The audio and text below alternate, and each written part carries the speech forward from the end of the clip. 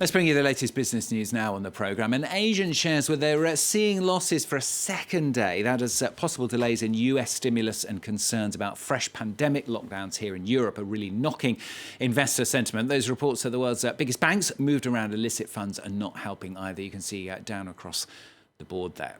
Biggest one by nearly 2% on the Kospi and Seoul.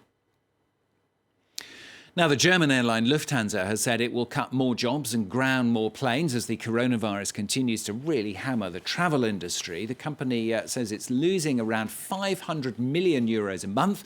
Lufthansa hasn't said how many jobs it will cut, but sources suggest it could be around 5,000. That's on top of 22,000 jobs already lost earlier this year. The airline secured a €9 billion bailout from the German government in June, giving the government a 20% stake in the company.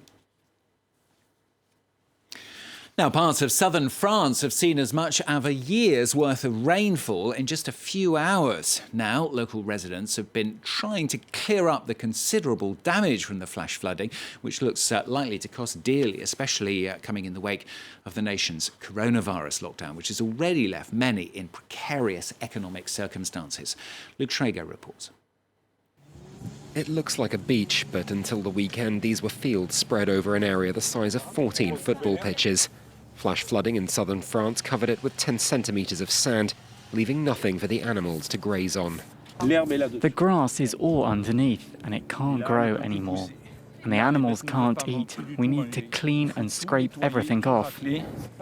This shepherd thinks that'll take at least 6 months, time he doesn't have. June saw yet more flooding wipe out 90% of his feedstocks, leaving him barely enough for a month, and the prospect he might have to sell his flock. I do other things on the property, but the animals are a passion, and it's going to be hard to lose them if I have to.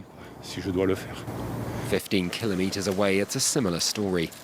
These restaurant owners had barely finished the Saturday service when water swamped the building, flooding it right down to the cellar and destroying the kitchen. You can see the washing machine, the freezer, the benches, the fridge, all out of action.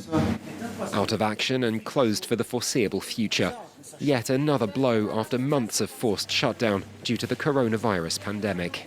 It's just one thing after another. We couldn't avoid it. We put panels in place to block the water.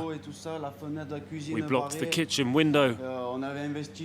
We did everything we could, but the water was just too high.